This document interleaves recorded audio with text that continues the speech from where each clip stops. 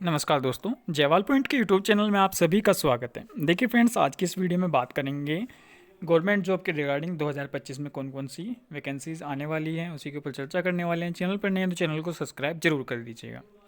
चलिए दोस्तों, हम बात करते हैं। देखिए, गवर्नमेंट जॉब के रिगार्डिंग तो जो सबसे ज़्यादा मौका मिलता है हैंडीकैप कैटेगरी वालों को, वो 3-4 ऑप्शन उनके पास होते हैं गवर्नमेंट जॉब को लेकर के। एक तो एसएससी में वैकेंसीज निकलेंगी। दूसरा बैंक, रेलवे,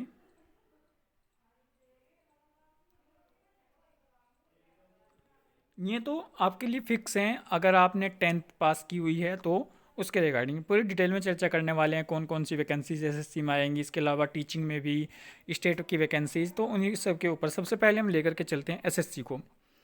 एसएससी में देखिए कौन कौन सी वैकेंसीज आएंगी 2024 में, जिसमें हैंडीकैप कैटेगरी के लोग फॉर्म भर सकते हैं। मैं वही वैकेंसीज आपको बताऊंगा, अन्यथा इसके अलावा और बहुत सारी वैकेंसीज होती हैं जिनमें फॉर्म फिलअप नहीं कर सकते, वो नहीं बताऊंगा। और साथ ही साथ ये भी बताऊंगा कि 2025 में आप क्या कर रहे हैं। जैसे अगर आप बहुत सारे ऐसे स्टूडेंट्स हों जो इस वीडियो को देखेंगे, वो 12th में हो, अभी उसके 12th के एग्ज़ाम होंगे, या 10th में हो, या फिर ग्रेजुएशन में हो, और उन्हें क्या करना चाहिए, क्या क्या क्वालिफिकेशन होती है। ठीक है, ये लगभग थोड़ा सा बीच बीच में बताता चलूँगा कैटेगरी के रिगार्डिंग भी, कि 4 तरह की कैटेगरी हैं जो मैंने अपनी काफ़ी वीडियोज़ में मैं सभी में बताता ही हूँ। हैंडीकैप कैटेगरी में OH, VI, HH और MD सबको लेकर के हम चलेंगे। एसएससी की जो सबसे पहले वैकेंसी निकलेगी, ठीक है, मतलब जो रहेगी वो 10th बेस पर रहेगी। एक वैकेंसी MTS की, ठीक है, MTS के फॉर्म आएंगे पहले 2025 में। अब यहाँ आगे पीछे भी आ सकते हैं, ऐसा ज़रूरी नहीं है कि CHSL पहले आएगा या MTS पहले आएगा, कोई सा भी वो भी, लेकिन ये फॉर्म जरूर आएंगे। दूसरा CHSL आएगा एसएससी में। CHSL ये 12th बेस पर, CHSL आएगा 12th बेस पर। CGL ये आएगा ग्रेजुएशन पर। ठीक है दोस्तों, इसके अलावा एसएससी फेज करके आएगा, जिसमें 10th, 12th और ग्रेजुएशन तीनों इसमें चाहिए होंगी। एक सेफ स्कोर, इसके हम अगर बात करें एसएससी में कि सेफ स्कोर क्या रह सकता है, और तो इसमें देखिए 4 मेन एग्ज़ाम जो हैं, 4 आपकी सब्जेक्ट इसमें मेन रोल प्ले करेंगे। एक तो इसके लिए आपको मैथ पढ़ना पड़ेगा। इन चारों सब जो फॉर्म हमने बताए हैं इनके लिए मैथ। दूसरा, आपको इंग्लिश पर पूरा अपना फोकस करना पड़ेगा। इसके अलावा रीजनिंग पर,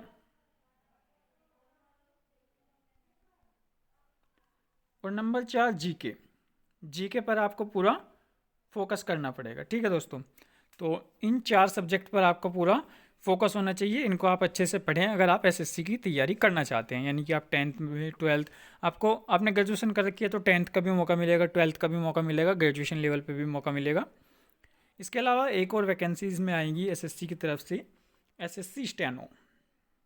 अब देखिए दोस्तों, इसमें क्या है क्वालिफिकेशन, तो इसमें आपकी 12th बेस है, और इसमें आपको सीखनी पड़ेगी स्टेनो। ये एक अच्छी अपॉर्चुनिटी रहती है जितने भी दिव्यांगजन कैंडिडेट हैं, अगर वो स्टेनो सीख लेते हैं। ठीक है, तो ये स्टेनो आपका लगभग जो एग्ज़ाम होगा नवंबर के आसपास आपका CBT होगा, यानी कि कंप्यूटर बेस्ड होगा, और फिर लगभग आपका फरवरी मार्च के आसपास अगले साल 26 में ये आपका स्टेनो का पेपर हो जाएगा। अभी जो स्टेनो का एग्ज़ाम हुआ है उसका अगले 1-2 महीने में स्किल टेस्ट हो जाएगा। ठीक है, तो एसएससी स्टेनो ये क्वालिफिकेशन इसकी 12th बेस ही है। कोई भी कैटेगरी है, इसमें चारों कैटेगरी सब फॉर्म भर सकते हैं। इसके अलावा एसएससी में एक आएगी एसएससी की तरफ से दिल्ली पुलिस।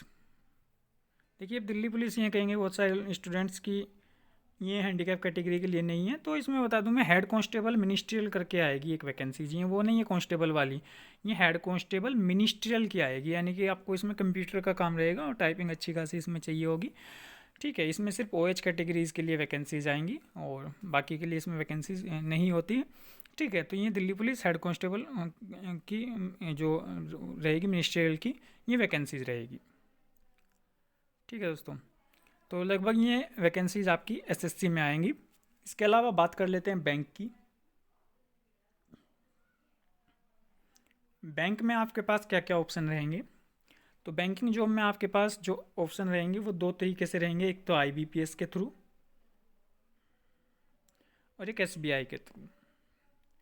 आईबीपीएस में वो सभी बैंक आएंगे जैसे आपने नाम सुने होंगे, पंजाब नेशनल बैंक के, Canara bank, bank of Baroda, तो वो सब रिक्वायरमेंट जो होती है, जो भर्ती होती है, उन सब में बैंक में जो जॉब लगती है वो आईबीपीएस के माध्यम से। और एसबीआई अपना अलग ही एग्ज़ाम करवाता है एसबीआई का, ठीक है। इसमें दो तरह से किसे आपको मौके मिलेंगे, एक पीओ, सबसे पहले इसमें जो एग्ज़ाम होगा वो आईबीपीएस आरआरबी पीओ का होगा।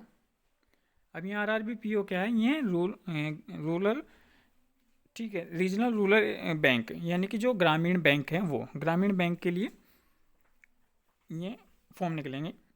उसके बाद आईबीपीएस आरआरबी क्लर्क, ठीक है। इसमें देखिए इन एग्ज़ाम में अगर मान लीजिए आपको बैंकिंग में या फिर थोड़ी सी हिंदी में प्रॉब्लम है तो यहाँ आपको हिंदी का मौका मिलेगा, यानी कि इसमें इंग्लिश आपको आप छोड़ सकते हैं। इंग्लिश इसमें ऑप्शन रहेगा लैंग्वेज का कि हिंदी लेना चाहेंगे आप या इंग्लिश लेना चाहेंगे। तो अगर आपको हिंदी में ठीक लगता है, हिंदी आपको अच्छी तरीके से आती है, तो फिर आप इसमें हिंदी का ऑप्शन चूज़ कर सकते हैं, ठीक है दोस्तों। इसके अलावा जो आगे इसमें एग्ज़ाम होगा वो आईबीपीएस पीओ, पीओ से बनते हैं असिस्टेंट मैनेजर और आईबीपीएस क्लर्क।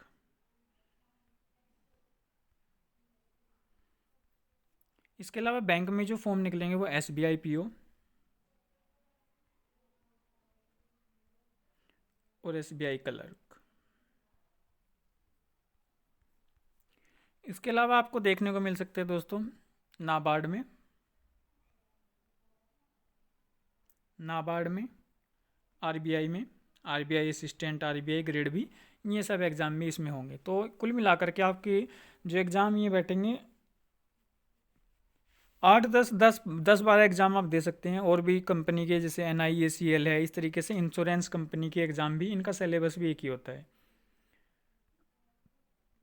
तो करीबन करीबन आप कुल मिलाकर के अगर मैं प्री की बात करूं तो आप लोग जो हैं 10 15 के आसपास दे सकते हैं। और अगर आप मेंस में भी बैठेंगे तो लगभग 25 के आसपास आप पूरे ईयर में एग्ज़ाम टोटल कुल मिलाकर के दे सकते हैं, ठीक है दोस्तों। 25 30 एग्ज़ाम आप जो है प्री और मेंस मिला करके आप बैंकिंग के दे सकते हैं पूरे साल में। तो कहीं ना कहीं आप अगर अच्छे से तैयारी करें तो हो सकता है मौका आपको मिल जाए और सिलेक्शन आप लोगों का हो जाए।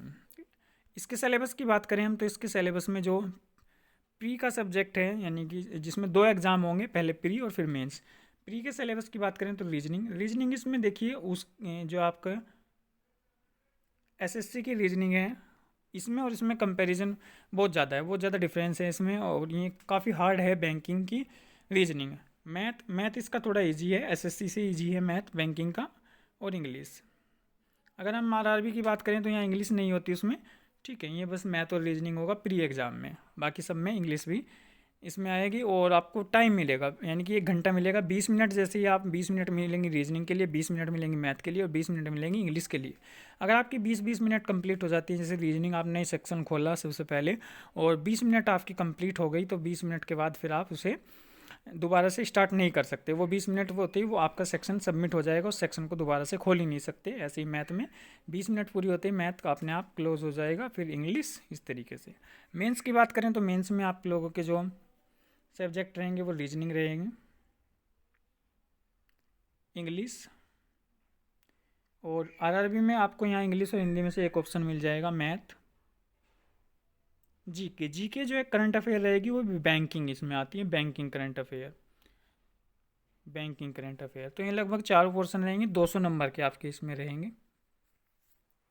200 में से कट ऑफ इसकी लगभग मेंस की अगर हम बात करें कितनी रहती है, तो मेंस में सेफ स्कोर रहता है 70-80 के आसपास, क्योंकि एग्ज़ाम बहुत ज़्यादा टफ होता है। तो लगभग इतने नंबर पर आप लोगों का सिलेक्शन इसमें हो जाता है, 70-80 नंबर अगर आप ले आएँ तो, ठीक है। क्योंकि पेपर का लेवल बहुत ज़्यादा टफ होता है, मैथ भी रीजनिंग भी। जीके में अगर आपने अच्छे से तैयारी करी है तो जीके में आप स्कोर कर सकते हैं यहाँ से। इंग्लिश आपको आती है तो इंग्लिश में आप स्कोर कर सकते हैं, ठीक है दोस्तों। आगे चलते हैं रेलवे के,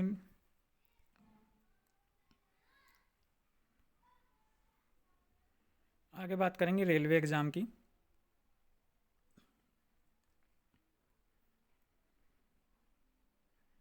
रेलवे में कौन कौन से फॉर्म आपको देखने को मिलेंगे? सबसे पहले तो रेलवे में मार्च में आएगा टेक्नीशियन, दोबारा से टेक्नीशियन ग्रेड 1 और ग्रेड 3।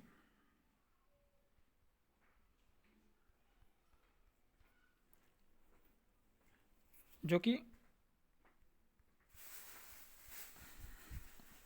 ITI बेस पर होगा।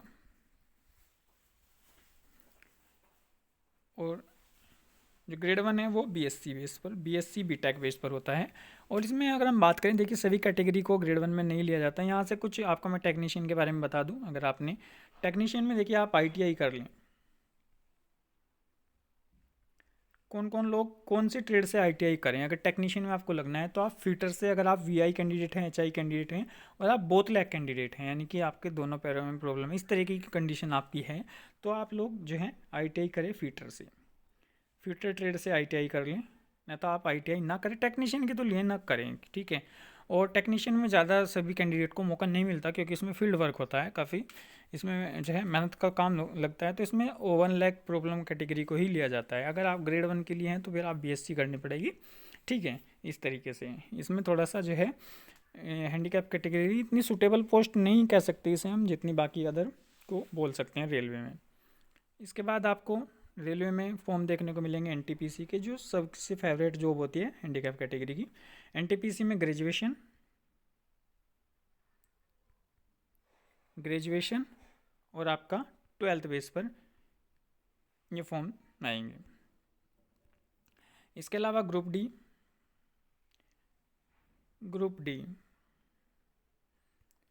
के फॉर्म आपको 23 जनवरी से भरने स्टार्ट हो जाएंगे ये, ठीक है। ग्रुप डी के तो ये सब जो है आप लोगों को रेलवे के रिगार्डिंग फॉर्म देखने को मिलेंगे। इसके अलावा टीचिंग के, देखिए रेलवे के अगर हम सिलेबस की बात करें, आप लोगों को मैं बता दूं रेलवे में सिलेबस क्या आता है। मैथ होता है, रीजनिंग और GK GS का मतलब जनरल साइंस। GK और GS इनकी ज़्यादा इंपॉर्टेंस होती है, ये तीन होते हैं। 1/3 की निगेटिव मार्किंग है इसमें, सबसे हाई ज़्यादा निगेटिव मार्किंग इसी के अंदर है, ठीक है दोस्तों।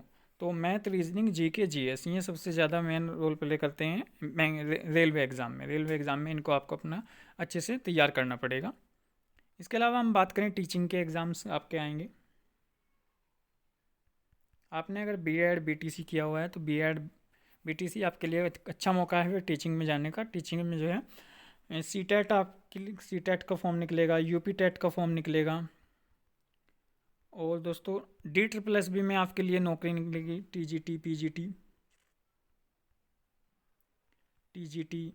TGT ये सब अलग अलग स्टेट के अलग अलग फॉर्म आएंगे, हरियाणा के अलग, UP के अलग। UP TGT PGT आपको देखने को मिल सकता है, UP TET, UP TGT PGT,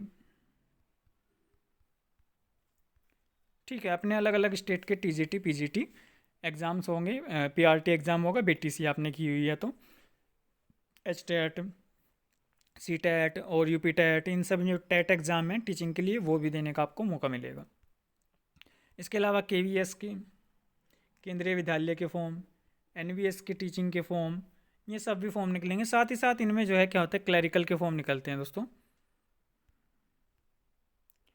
clerical के फॉर्म हर एक स्टेट में निकलते हैं। जैसे कोई भी यूनिवर्सिटी है उसमें क्लर्क की ज़रूरत पड़ेगी, कोई गवर्नमेंट हॉस्पिटल है, कोई कॉलेज है, वहाँ तो क्लैरिकल के फॉर्म हर साल निकलते हैं। जो कि जैसे हरियाणा में इसके लिए CET होता है, UP में PET होता है, ठीक है। इस तरीके से UP में PET होता है, हरियाणा में जो है CET होता है। और आपका अलग अलग राज्यों में राजस्थान PET होता है। इस तरीके से हर एक राज्य का अपना अलग अलग है कि इस तरीके से PET CET करके एग्ज़ाम होते हैं जो कि क्लर्क के लिए होंगे। इसके अलावा क्लर्क में आपके NVS विद्यालय में, नवोदय विद्यालय में जो कि फॉर्म निकले हुए भी थे, अभी आगे भी इसके चांसेस हैं। KVS में आपके चांसेस हैं।